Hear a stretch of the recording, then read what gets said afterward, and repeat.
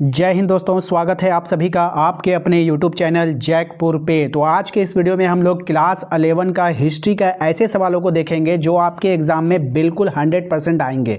ठीक है, आप देख पा रहे हैं ये सवाल कोई ऐसा वैसा सवाल हम नहीं करवा रहे हैं। यहाँ पे आप लोगो देख सकते हैं, JCRT का यहाँ पे ब्रांड लगा हुआ है। ये मेरा सवाल नहीं है, JCRT का सवाल है, आपके बोर्ड का सवाल है और यहीं से परीक्षा में एग्जाम में क्वेश्चन बनते हैं। तो वीडियो काफ़ी इंपॉर्टेंट है, शुरू से लेकर अंत तक बने रहिएगा। साथ ही साथ हम आपको बताएंगे कि बहुत सारे सवाल और कहाँ कहाँ से आते हैं एग्जाम में। सब कुछ आज के इस वीडियो में मिलने वाला है और एकमात्र ऐसा चैनल है जो आपकी नैया पार लगाएगा। तो चैनल को सब्सक्राइब कर लीजिएगा, घंटी वाले आइकन को प्रेस कर लीजिएगा ताकि आने वाली हर एक वीडियो का नोटिफिकेशन आपके मोबाइल पर मिलता रहे। तो चलिए शुरू करते हैं और सबसे पहला सवाल आपके स्क्रीन पर कि अमेरिका स्वतंत्र देश कब बना था। ऑप्शन आपके पास है, तो ये बना था 1776 में, ऑप्शन नंबर सी। दूसरा सवाल है एम्फोरा किसे कहते हैं। अब ये जो एम्फोरा था, ये मटका या कंटेनर को क्या बोलते थे, एम्फोरा बोलते थे। ऑप्शन नंबर ए हो जाएगा। तीसरा सवाल है आपका गिलगैमिश महाकाव्य का संबंध किससे है। तो गिलगैमिश महाकाव्य का जो संबंध है वो किससे है आपको बताना है। इसका संबंध है मेसोपोटामिया से। ठीक है, option number B correct answer हो जाएगा। क्वेश्चन नंबर आते हैं 4 पे। कहा गया है कि सीनेट में किसका बोलबाला था। अब ये जो सीनेट है इसमें बोलबाला किसका था, अभिजात वर्ग का बोलबाला था। ऑप्शन नंबर ए हो जाएगा। अगले सवाल में आते हैं इक्वाइट्स क्या था।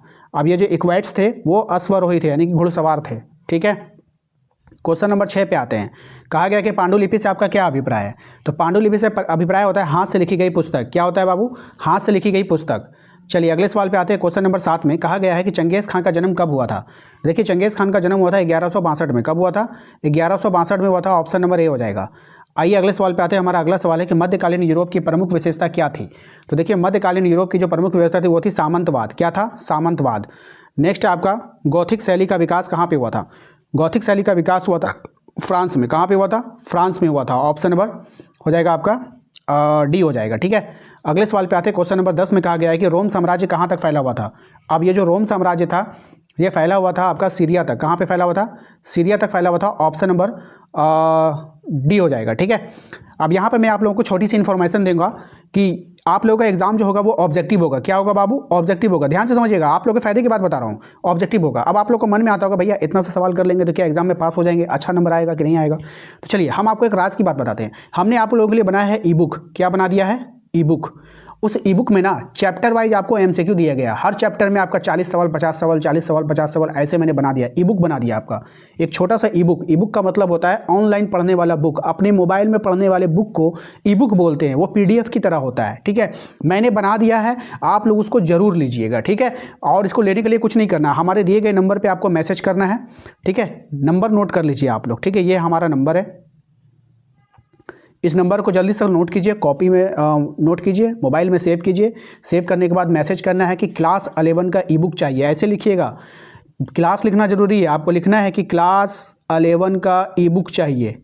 ठीक है, इस तरह से लिखिएगा। तो जब आप इस तरह से लिखोगे क्लास 11 का ई बुक चाहिए तो आपको वहाँ पर बताया जाएगा कि ई बुक आपको कहाँ से डाउनलोड करना है और कैसे आपको लेना है। ठीक है, तो सब कुछ आपको वहाँ पर पता चल जाएगा। तो जल्दी से आप लोग जो है मैसेज कर लीजिएगा। सब लोग जितने लोग हैं सब लोग मैसेज कर लेना है और ई बुक को ले लेना है। ई बुक को लेकर के आप लोग को पढ़ाई करनी है। आपका जो भी विषय है सारा विषय का मिल जाएगा, चाहे हिस्ट्री हो, ज्योग्राफी हो, पॉलिटिकल हो, इकोनॉमिक्स हो, हिंदी हो, इंग्लिश हो, आपको सब मिल जाएगा। ठीक है, तो आप लोग अपना अपना ई बुक को लीजिए और पढ़ाई स्टार्ट कर दीजिए। 1-2 महीने में पूरा ई बुक को खा जाइए। और हाँ, आपको क्या मिलेगा पता है, जैसे कि एक ई बुक आपने लिया हिस्ट्री का। ठीक है, आपने हिस्ट्री का ई बुक ले लिया तो इसके साथ आपको 2 मॉडल पेपर मिलेंगे प्रैक्टिस के लिए। तो ई बुक से तो आपने पढ़ाई कर लिया, भैया प्रैक्टिस भी तो जरूरी है। तो प्रैक्टिस कहाँ से होगा, तो प्रैक्टिस होगा आप लोगों का मॉडल पेपर से। 2 सेट आप लोगों का मॉडल पेपर मिलेगा जिसमें 40-40 क्वेश्चन होंगे, उसके आंसर भी होंगे उसमें, आप वहाँ से प्रैक्टिस करोगे। और हाँ, ई बुक की एक खासियत आपको मैं बता दूँ, ई बुक में क्वेश्चन आपको डायरेक्ट मिलेगा।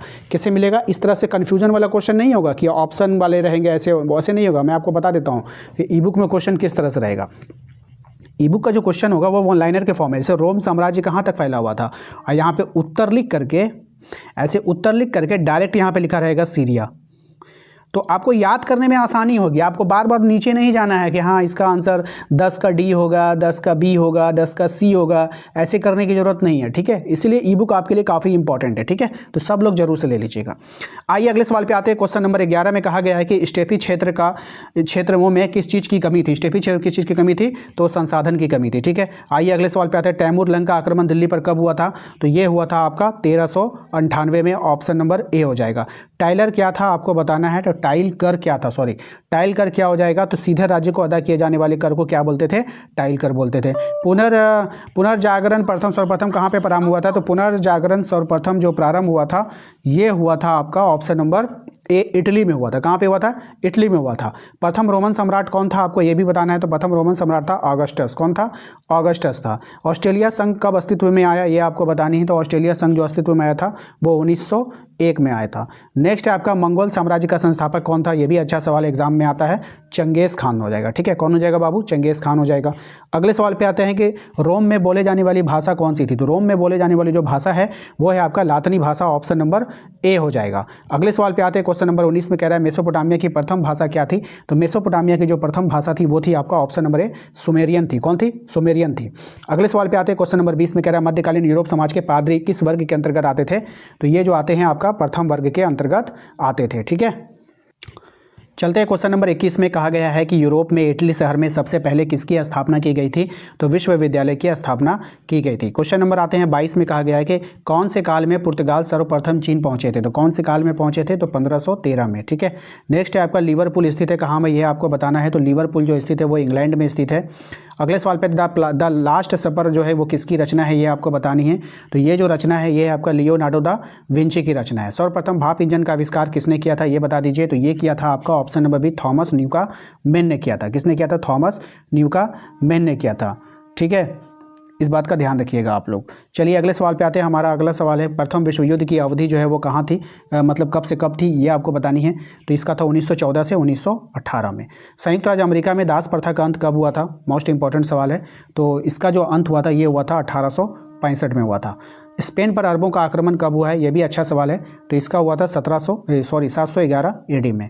वर का शीर्ष क्या है, बहुत ही अच्छा सवाल है, कई बार एग्जाम में आया है, तो स्त्री का शीर्ष संगमरमर का, option number A correct answer हो जाएगा। अगले सवाल पे आते हैं कि अहुर माजदा कौन है, मोस्ट इंपॉर्टेंट सवाल, अहुर माजदा कौन है, तो ये है आपका देवता।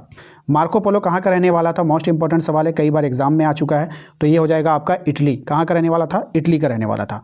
फ्रांस में कृषकों का विद्रोह कब हुआ था, तो फ्रांस में कृषकों का जो विद्रोह हुआ था ये हुआ था 1358 में। कब हुआ था, 1358 में। अगला सवाल है आपका कि लूथर ने बाइबल का जर्मन अनुवाद कब किया था, तो ये किया था आपका ऑप्शन नंबर ए 1522 में किया था। नेक्स्ट है आपका द प्रिंस नामक पुस्तक किसने लिखी है, तो द प्रिंस नामक जो पुस्तक लिखी है वो लिखी है आपका ऑप्शन नंबर डी, मैकियावेली ने। किसने लिखी है, मैकियावेली ने लिखी है। आयरलैंड किस देश का उपनिवेश था ये आपको बतानी है, तो ये जो था आपका इंग्लैंड का उपनिवेश था, ऑप्शन नंबर डी हो जाएगा। चीन किस महादेश में स्थित है, अब ये जो चीन है ये जो है आपका एशिया महादेश में है, याद रखिएगा, ऑप्शन नंबर ए हो जाएगा। दूरबीन का आविष्कार जो है वो किसने किया है, तो दूरबीन का जो आविष्कार किया है ये किया है आपका गैलीलियो ने, ऑप्शन नंबर सी हो जाएगा। अगले सवाल पे आते हैं, क्वेश्चन नंबर 38 में कहा गया है कि घटना के कालक्रम को क्या कहा जाता है, तो घटना के जो कालक्रम है इसी को कहते हैं हम लोग इतिवृत्त कहते हैं। क्या बोलते हैं, इतिवृत्त बोलते हैं।